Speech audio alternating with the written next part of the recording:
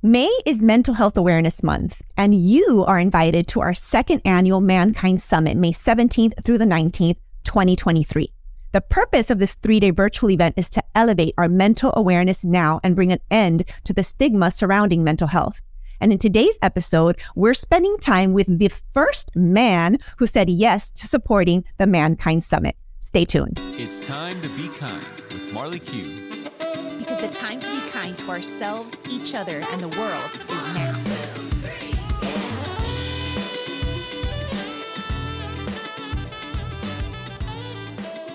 Welcome and thank you for making time to be kind today with me and our special guest, Parker, today. He's the former Florida State Senator and Miami-Dade Board of County Commissioners for District 13, Rene Garcia. Welcome to the show.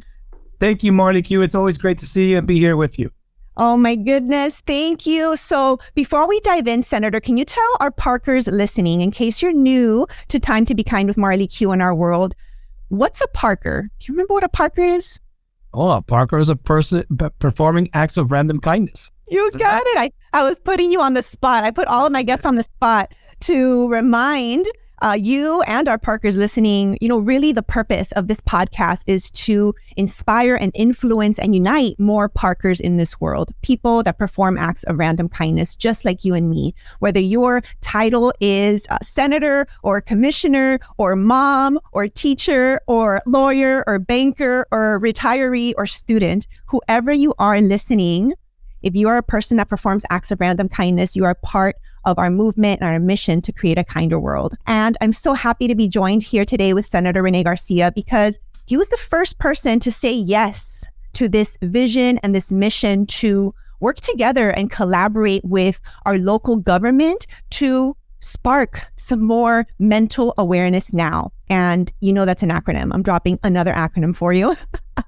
Mental Awareness Now is the acronym for Mankind Summit, and that's the purpose of the event. So, Senator, can you tell us how important is it to elevate our mental awareness now and put an end to the stigma surrounding mental health? Wow, that's a loaded question, right? Because there's so many issues around mental health. And I think I've always said that all of us, every single person is one crisis away from having a mental episode or having a mental breakdown. I really do believe that. And this is why it's so important for all of us to take this issue very seriously. We should not treat mental illness any different than any other condition that we have, any disease or condition. We should really treat that with the most respect that we do in every other condition. So this is why it's important for us to be able to have these conversations and let people know that it's okay if you're having a challenging moment in your life, you're going through some difficult times, it's always okay to speak to someone. And for far too often our society, and especially within my own family, we hide away from our problems, sweep them under the rug, right? And we try to deal with it on our own. And there's no reason to do that. We see a lot of money being invested at the federal and state level for a lot of mental health programs and trying to get folks to understand that it's okay to talk to someone. And this is why, try to do my part here in Miami-Dade County. And I think you hit the nail on the head. It's try to eliminate the stigma surrounding mental illness. Because if we continue to have that stigma around, it's just going to make it more and more difficult for people to actually access mental health services. Absolutely. And that's why I'm so grateful. As soon as I shared just my vision, right, and my intention to create an event or a container where we can not just unite people and, educate or teach, right, and empower and have like this raw, good one-time event, but really create something that's a spark to some real changes in the way that we address our own mental health and with each other, and something that starts a ripple effect long after the event. So I just want to publicly thank you again for being that first spark for us and continuing to support our efforts. You don't have to thank me. I need to thank you. I think this community owes you a debt of gratitude for the effort that you're doing, not only around, parking, but along the Mankind Summit and making sure that we do bring attention to mental health awareness in our community. Look, I, for one, did a lot in the mental health space when I was in Tallahassee, and I was a state legislator both in the House and in the Senate. We wrote all the laws that we give people, long door access to mental health services. If you enter the system, then you should come out with a slew of different services and referrals to make sure you know where you go after. And to help not only the individual suffering from mental illness or having an episode, but make sure that the family has the resources available to them. Marley, I'll tell you, all those things I did in Tallahassee that I thought were great. I come back down to Miami, and I see the gaps in the services. I see the gaps that the laws that I helped write in Tallahassee, where they're missing. We apply them to everyone's regular day. And look, one of the things that I learned, the most important thing that I learned is that the easiest way to access mental health services is through the criminal justice system. That means you have to commit a crime in order to access mental health services. That should not be the case. There's hundreds of families, thousands of families who have children, brothers, uncles, aunts, brothers, sisters who are suffering from a mental health illness for many years but have never committed a crime. And for those families, it's very difficult to understand and how to access the system. It's not right. And then the other component of it is, if you have Medicaid, you usually have access to certain services. If you're rich, you can afford it. But then the middle class is the one that gets completely squeezed, and they just cannot afford those services. And I tell you this, why, never in a million years did I think, after I was writing all these laws, that this year I was going to have to be dealing with that with a family member of mine. And everything happens. God uses us in very different ways. And while it was very challenging for me and for my family, starting maybe in August of last year through now, I kind of see it as a godsend, because I realize now how difficult and how hard it is for families to access the system, to the point where they charged us, thank God, about $20,000 for 3 weeks for services. Who can afford that right now? And it's very difficult. And those families that really are trying to help their loved ones mortgage their homes and mortgage whatever properties they have to try to get them those services. But what happens to those that can't? And if you don't qualify for the Medicaid services, then you're not going to be able to access the system. And now it's my charge to try to help that, to make sure that we do have a system that's fair and equitable that people can access. I want to shift the conversation towards your own mental health. You've been in politics, in this political field that's a high stress environment, right, for over 20 years. How do you manage your own mental health? Because there's a difference between mental illness and mental health, right? And trying to elevate our own mental health is a daily practice, right? How do you take care of your mental health? One of the things where I find it very relaxing is being next to the water. I enjoy being around the water, whether it's a lake, and I would love to say a waterfall, but we don't have waterfalls here in Miami, or the ocean. And I realize every time I go out to Miami Beach, I realize how much I miss just sitting on the beach for an hour or two. And I used to try to do that on a regular basis and just be alone with myself and my thoughts. And for me, my creator, my God, when you're doing that. And that is where I find the most peace and comfort, when I can spend some quality time, alone time, and finding a place where you can feel comfortable and at peace with yourself. And that's what I what I did for many years. Now being back down here, when I was in Tallahassee, I would find that there was a Lake Ella that I would go to all the time when I needed a break, because the stresses of life get to you, and especially the stresses of politics, especially when you're in the heat of things. But now here, we have a lake. Now we have a lake back here that sometimes I'll just stare out the window, just look at the lake and find the serenity and the peace in the lake. And in Miami Lakes, there's a couple of lakes that I really enjoy sitting on the ground and finding some alone and peace time. And that really helps for me.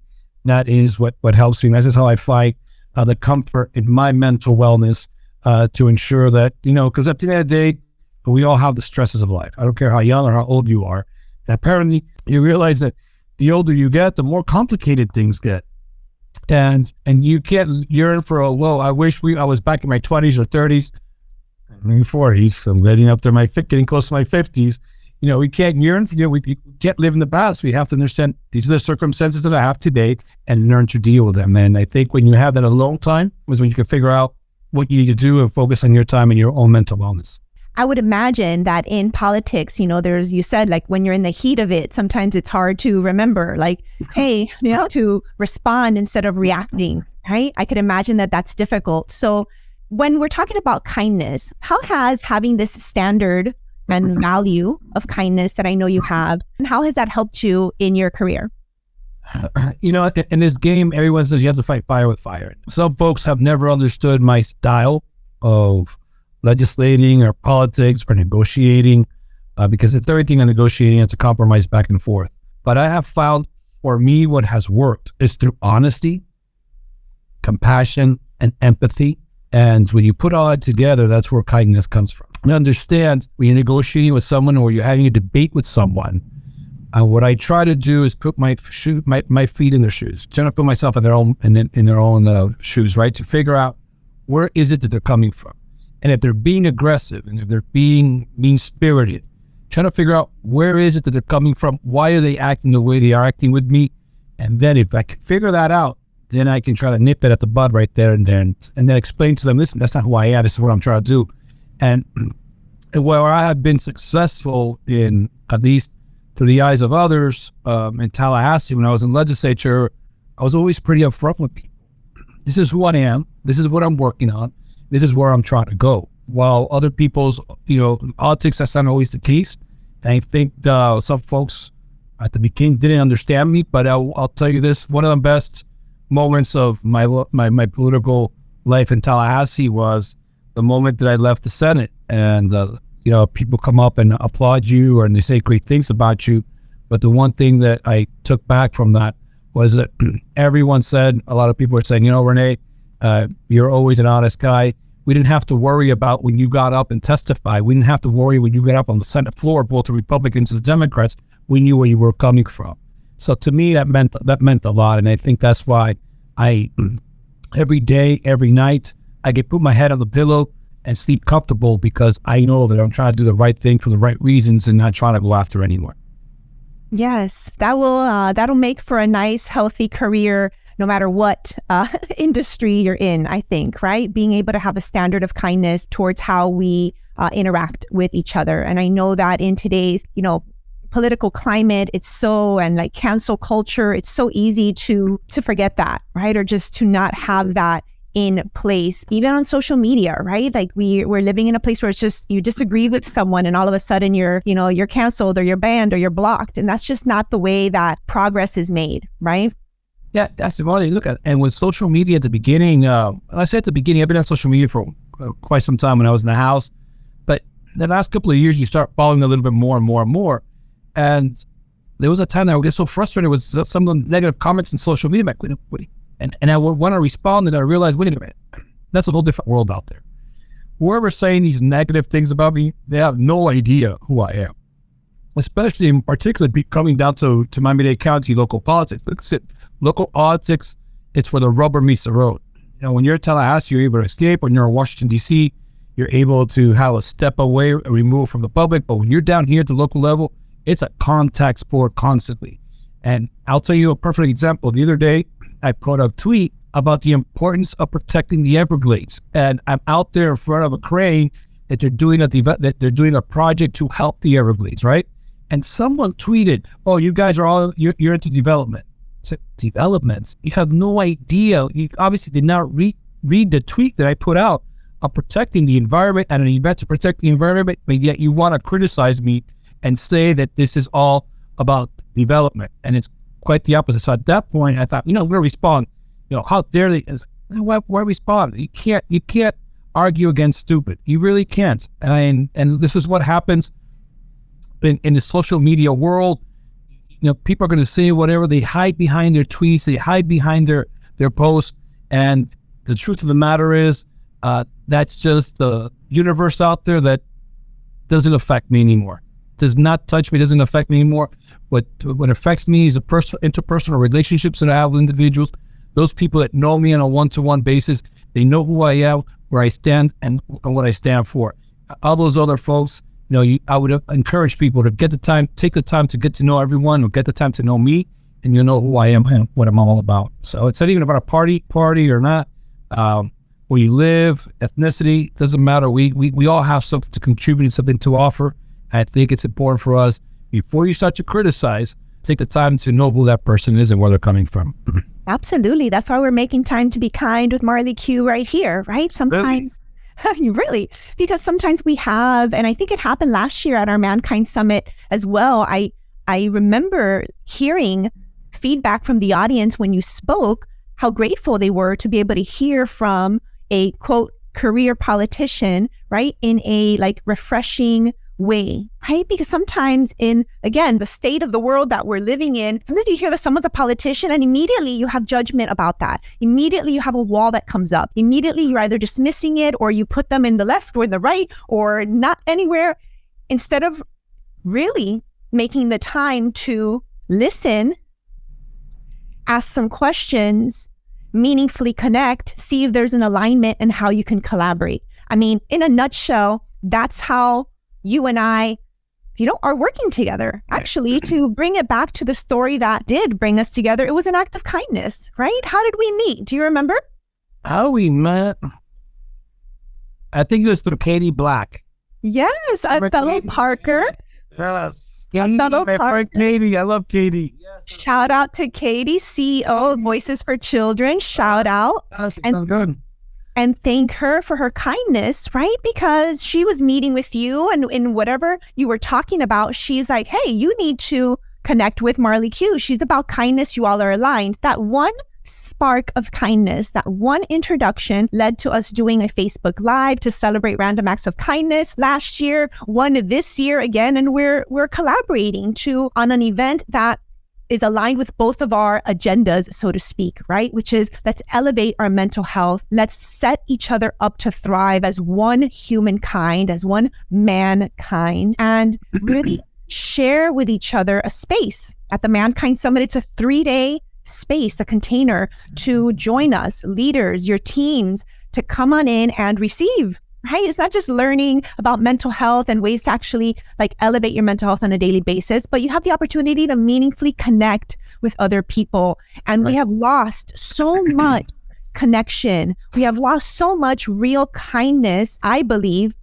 because of the pandemic and having to be kind of isolated and quarantined and kind of just focused on your own, right? And there's studies and science shows that as anxiety increases, which all of our anxiety levels have increased over the past couple of years. And as anxiety increases, our ability to empathize with others decreases. Because it makes sense. The more focused I am on what's going on with me and my problems, the less resource and capacity I have to care about what's going on with you, and why it's so important to make time to be kind to yourself, right? So can we speak to the importance of that, right? Of making time to be kind to yourself, to each other. What are your thoughts on that? Actually, going back to the thoughts of the view that we have for political leaders, you can't blame people, right? Because the political environment that we live nowadays is so toxic and so partisan and so difficult. But I'll tell you, most of the people that run for office, they're good people that want to try to do the right thing. I'll tell you, some people go a different direction, like a lot of you. And then you ask yourself, why are you doing this? But, I'm a firm believer in public service and trying to help others. And we have lost, unfortunately, the empathetic nature of humans, of us as individuals. And, we have to try to find a way to restore that, to find the empathy in society, find the empathy, try to put yourselves in someone else's shoes, understand where they're coming from. Compassion is a little bit different. I think empathy is a much more powerful feeling that we can start using and educating individuals as to what it is to be empathetic. And you're right, to be kind, it's not only being kind to others, but it's being kind to yourself as well. And that's something that I've struggled with. Molly, I realized that in order for me to be able to help others, I have to help myself. We hear that all the time. And you can be as nice as you want, but if you're not nice to yourself and take care of yourself and take care of your mental health, your physical health, and your spiritual health, then you might as well not do, you're not going to be able to do what you need to do. So you're going to burn out. Yeah, and this is where I'm trying to now refocus. The last couple of months, I've been struggling a little bit with my physical health. Then I realized I'm struggling with my physical health, and I realized, well, I haven't been praying as much as because I'm a big believer. I'm Catholic, and I believe in God, and Jesus is my Savior. I'm trying to push my religion on anyone, right? But that's just what I believe in.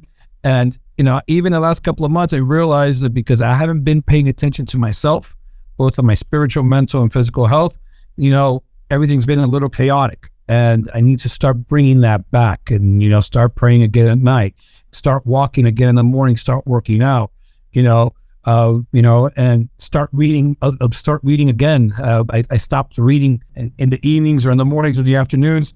I'm not gonna lie to you, I haven't always been a big reader, but I know that is very good for my mental health, to be able to read and turn off the TV, turn off the radio, and just fall into a book. So those are the things that I'm trying to do. Trying to learn another language. I know. I just now starting to register for French lessons. I started doing and I let that go. But those are little things that I can do to take care of myself, and things that I find joy and happiness in. And in turn, when you are happy and you're joyful and it emanates, and that comes out to the rest of the people around you. So this is why I do think I agree with you 100%. Again, easier said than done, Marley. That about taking care of yourself, but it's important to do it and find those little things that make you happy. This is why I tell folks that the walking in the mornings for me, it's uplifting. It's great for your physical health, your mental health, even your spiritual health. Just for me, I get up in the morning, instead of snoozing, get up, move, get moving, go outside, go outdoors and walk. And I don't necessarily walk with the AirPods.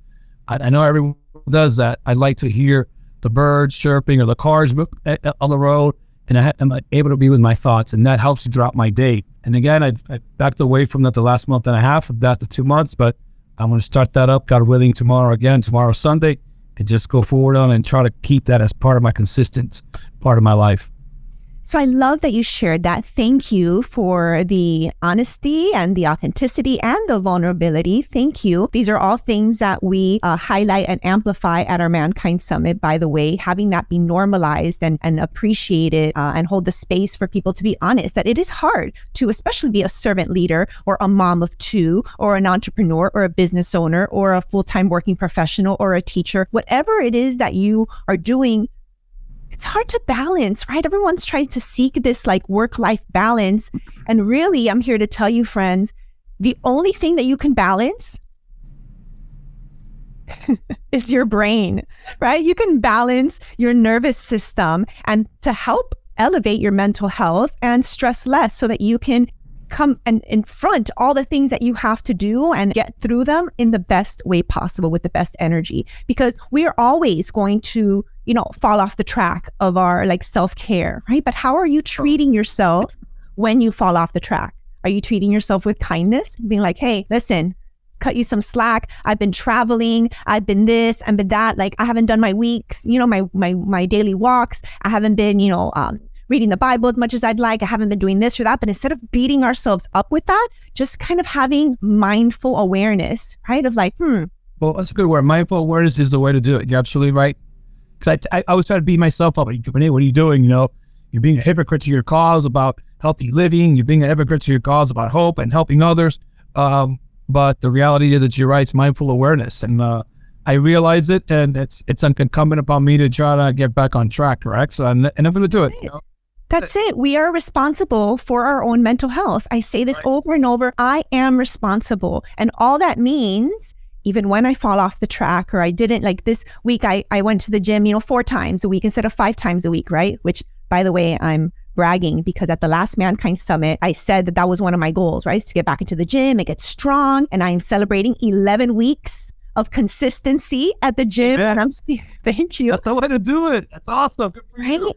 But I will be honest, when I launched the Mankind Summit last year, I was not taking care of my physical body in that way, right? It became a goal that day. And thanks to kindness, connection, community, and accountability, I've been on that track. And when I fall off, I get lifted back up on track or kindly reminded on track. It's not this like beating down, right? Like you didn't do it, you suck, you're terrible. No, not at all. So to wrap up our conversation, why should someone listening, your leaders, your teams, why should we make time to be kind and attend the Mankind Summit? At the end of the day, I think it's important that Mankind Summit, I love all the information that we get and the authenticity that you said of the speakers and having people come together and share different thoughts and ideas. Look, we're all very different and we all have different things that motivate us. I think at the Mankind Summit, it's a great way to see what everyone else is going through and realize that you're not alone. You have someone like me, former senator, county commissioner now, that people say, oh, he has no problems. Listen, I have a lot of problems and I have to learn how to manage it. And just because you have a title or you have an office, doesn't mean that your life is just great. So I think it's important for us to understand that we all have struggles. We all have to deal with issues, and it's how we deal with them, and how we treat others as we're going through that process. And this is why at the Mankind Summit, what I love about it is that we can learn from one another. I think it's one of these unique forums that we have these conversations, even if you're not talking, but just listening to what everyone else is going through. And it's not necessarily a negative thing. Positive things that are happening in your life too, that uplift you, bring you up, and motivate you to keep on, to move forward. There's just a lot of things that happen, and you hear at the Mankind Summit, and this is why I get excited about it. And so I had no problem at the beginning. I didn't know what I was getting myself into. True. By you yourself, following your lead and seeing your spirit and seeing your enthusiasm and your, that beautiful smile that you have and what emanates from you, it's just nothing but positivity. And the world needs a lot more of that. And this is why I'm excited to be here with you, and whatever I can do to help you as you move forward in promoting kindness and love and empathy. When you use that word, to me, that's a big word. Promoting that's what this world needs just a little bit more of, because it's times a little tough. But because the world is tough doesn't mean that we have to be that way too. It's incumbent upon all of us to fight against that darkness and be the light out in the world. And that's what you are, Marley. Oh, thank you so much. That's such a beacon of hope. Thank you so much. I really appreciate it. Thank you for making time to be kind with Marley Q. We'll see you real soon. Absolutely, Marty. Take care of yourself. I know you enjoyed that conversation with me and Senator Rene Garcia. Now it's time to not just celebrate Mental Health Awareness Month with a meme or a nice post, but really, really participate in a meaningful and impactful way. Join us at our second annual Mankind Summit, May 17th through the 19th. You can find all of the details in this episode's show notes at marleyq.com/this episode number. Again, for full transcription, show notes, and the links to connect with Senator Rene Garcia and his team at Miami-Dade County, go ahead and visit marleyq.com/this episode number. Thank you for making the time to be kind. See you next time.